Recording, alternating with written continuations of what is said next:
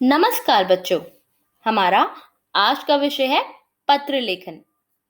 तो मैं आज आपको पत्र लिखना सिखाऊंगी ताकि आप भी अपने मित्रों, नाना नानी, चाचा चाची और बाकी सभी चाहने वाले लोगों को पत्र लिखकर उनका हालचाल पूछ सकें। बच्चों, पत्र मतलब खत, चिट्ठी या अंग्रेजी में कहें तो लेटर। इनके द्वारा लोग एक दूसरे का हालचाल जानते हैं। इसके अलावा दूसरों तक जरूरी सूचना मतलब इंफॉर्मेशन पहुंचाने के लिए और शिकायत करने के लिए भी पत्र का प्रयोग किया जाता है। क्या आपको पता है कि राजा महाराजा के समय में कबूतर की मदद से संदेश भेजे जाते थे? है ना हैरानी की बात। आजकल तो डाकिया ही एक जगह से लेकर दूसरी जगह तक पत्र पहुंचाने का काम करते हैं।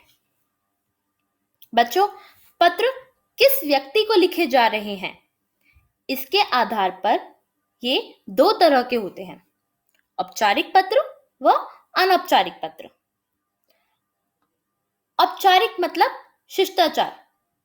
तो इसका मतलब है कि औपचारिक पत्र उन्हें लिखे जाते हैं जिनसे हमारा कोई निजी मतलब पर्सनल रिलेशनशिप नहीं है, जैसे प्रधानाचार्य, अध्यापक आदि।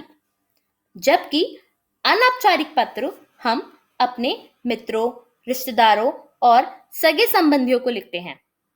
इनके द्वारा हम अपनी भावनाएं मतलब फीलिंग्स और सुख दुख की बातें अपने नजदीकी लोगों के आगे रखते हैं। निमंत्रण पत्र, बधाई पत्र, सूचना पत्र आदि सभी अनौपचारिक पत्र का हिस्सा हैं। बच्चों, आज की कक्षा में हम अनौपचारिक पत्र के बारे में जानेंगे कि उन्हें कैसे लिखा जाता है और इन्हें लिखते समय किन बातों का ध्यान रखना चाहिए। आइए बच्चों, अब हम पत्र के प्रारूप पर नजर डालें। सबसे पहले पत्र लिखने से के समय हम प्रेषक मतलब पत्र लिखने वाले के घर का पता लिखेंगे। बच्चों, यहाँ याद रखने वाली बात यह है कि घर का पता 3 अलग अलग पंक्तियों में बांट कर लिखा जाएगा। पहली पंक्ति में मकान नंबर, दूसरी पंक्ति में क्षेत्र का नाम और तीसरी पंक्ति में शहर का नाम पिन कोड के साथ आएगा। इसके बाद आप 2 पंक्तियां छोड़कर उस दिन की दिनांक मतलब तारीख लिखेंगे जिस दिन आप पत्र लिख रहे हैं। दिनांक मतलब तारीख कुछ इस तरह लिखी होनी चाहिए। सबसे पहले तिथि, फिर महीने का नाम और अंत में साल का नाम। बच्चों, एक बात खास तौर से याद रखना, तिथि लिखते समय अल्पविराम या अन्य कोई विराम चिन्ह गलती से भी नहीं लगाना। अब आगे बढ़ते हैं। दोबारा से 2 पंक्तियां छोड़कर हम जिसे पत्र लिख रहे हैं उसका नाम लिख उसे संबोधित करेंगे, जैसे प्रिय मित्र, प्रिय सहेली। इसके बाद अगली ही पंक्ति में नमस्कार, सप्रेम नमस्ते लिख अभिवादन करेंगे। बच्चों, अब बारी आती है पत्र के मुख्य भाग की, जो कि है संदेश। इसे हम 3 हिस्सों में बांटेंगे मतलब 3 अनुच्छेद में लिखेंगे। पहले अनुच्छेद में पत्र भेजने वाला अपना हालचाल बताएगा और पत्र पढ़ने वाले का हालचाल 2-3 पंक्तियों में पूछेगा। इसके बाद 2 पंक्तियां छोड़कर दूसरे अनुच्छेद में पत्र लिखने का मुख्य कारण, मुख्य वजह बताई जाएगी। इसके बाद दोबारा से 2 पंक्तियां छोड़ी जाती हैं और तीसरे व अंतिम अनुच्छेद में पत्र पढ़ने वाले के साथ रहने वाले लोगों का अभिवादन किया जाता है। फिर 2 पंक्तियां छोड़कर पत्र लिखने वाला अपना संबंध पत्र प्राप्त करने वाले से लिखेगा, जैसे तुम्हारा प्रिय मित्र, और आखिर में अपना नाम लिख पत्र की समाप्ति करता है। बच्चों, आपने पत्र का प्रारूप तो समझ लिया। आओ अब एक उदाहरण पत्र पर भी नजर डालें। अपने जन्मदिन पर बुलाने का निमंत्रण देते हुए मित्र को पत्र लिखिए। बच्चों, इस पत्र के माध्यम से मैं अपने मित्र को अपने जन्मदिन पर बुलाने के लिए निमंत्रण भेज रही हूं। सबसे पहले घर का पता लिख मैं इस पत्र की शुरुआत करूंगी। यहां पर मैं अपने घर का पता लिखूंगी, क्योंकि यहां पर पत्र लिखने वाली मैं स्वयं हूं, मैं खुद हूं। जैसे कि आप देख सकते हैं, यहां मैंने अपने घर का पता 3 पंक्तियों में लिखा है। सबसे पहले A 3/90, अगली पंक्ति में करोल बाग और तीसरी पंक्ति में दिल्ली 32। अब 2 पंक्तियां छोड़कर मैंने आज की तारीख लिखी है, जो कि है 17 अप्रैल 2020।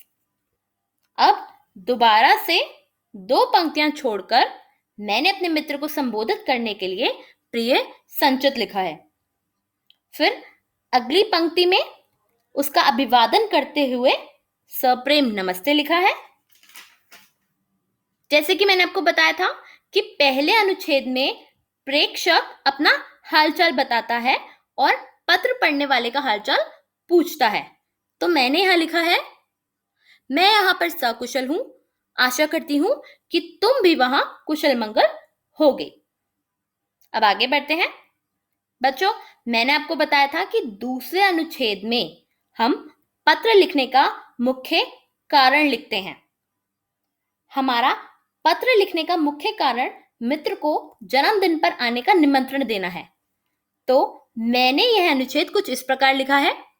जैसे कि तुम्हें पता है कि इस महीने की 25 तारीख को मेरा जन्मदिन है। मैं अपना जन्मदिन बड़े ही धूमधाम से मना रही हूं। इस बार मैंने नाचने गाने का कार्यक्रम भी रखा है। मैंने अपने बाकी सभी मित्रों और रिश्तेदारों को भी बुलाया है। तुम भी अवश्य आना और अपने भाई बहन को लाना मत भूलना। इस तरह हमने दूसरे अनुच्छेद की समाप्ति कर दी। अब हम तीसरे अनुच्छेद में अन्य परिवारजनों का अभिवादन करते हुए पत्र को अंतिम चरण में पहुंचाएंगे। बच्चों, याद रखिएगा कि तीसरा अनुच्छेद भी शुरू करने से पहले हमें 2 पंक्तियां छोड़नी है। तो तीसरा अनुच्छेद मैंने कुछ इस प्रकार लिखा है, अंकल आंटी जी को नमस्ते व छोटे भाई बहनों को मेरा प्यार देना। अब फिर से 2 पंक्तियां छोड़कर पत्र लिखने वाला पत्र पाने वाले से अपना संबंध लिखेगा। जैसे कि यहां हम लिखेंगे तुम्हारी सखी, और आखिरी पंक्ति में मैं अपना नाम लिखूंगी, जो कि है अरुणा। बच्चों, इस तरह से हम बड़ी ही सरलता से किसी भी रिश्तेदार को पत्र लिख सकते हैं। अब पत्र लिखते समय आपको कुछ बातों का खास ध्यान रखना होगा। जैसे सबसे पहले तो पत्र की भाषा सरल और स्पष्ट, मतलब साफ होनी चाहिए। प्रारूप के अनुसार ही पत्र लिखना चाहिए। आप ऐसे नहीं कर सकते कि पहले दिनांक लिख दी और अंत में घर का पता लिख दिया। आपको जैसे प्रारूप में समझाया गया है, आपको उसी तरह से पत्र लिखना चाहिए। अगली बात, घर का पता, दिनांक, पहला अनुच्छेद, दूसरा अनुच्छेद और तीसरा अनुच्छेद लिखने के बाद 2-3 पंक्तियां जरूर छोड़नी चाहिए। इसके अलावा अगर आप पत्र अपनी सहेली या फिर किसी मित्र या फिर अपनी उम्र के लोगों को लिख रहे हैं, तो उन्हें संबोधित करते हुए प्रिय शब्द का प्रयोग कर सकते हैं। अभिवादन करते वक्त आप सप्रेम नमस्ते लिख सकते हैं, और समाप्ति के वक्त आप लिख सकते हैं तुम्हारी प्रिय सहेली, तुम्हारा प्रिय मित्र आदि। जबकि अगर आप किसी बड़े को पत्र लिख रहे हैं, जैसे कि माता पिता, दादा दादी, नाना नानी, चाचा चाची आदि, तो उन्हें संबोधित करते हुए आपको पहले पूज्य लिखना चाहिए, जैसे पूज्य पिताजी, पूज्य माताजी, पूज्य नाना जी आदि। बड़ों का अभिवादन करते वक्त आपको सादर प्रणाम का प्रयोग करना चाहिए और पत्र की समाप्ति में आपको बड़ों के लिए आपका प्यारा बेटा, आपका प्यारा पुत्र, आपकी प्यारी पोती, इन सब का प्रयोग करना चाहिए। तो बच्चों, अब आप भी कलम उठाएं और अपने जन्मदिन पर बुलाने का निमंत्रण देते हुए अपने मामा जी को पत्र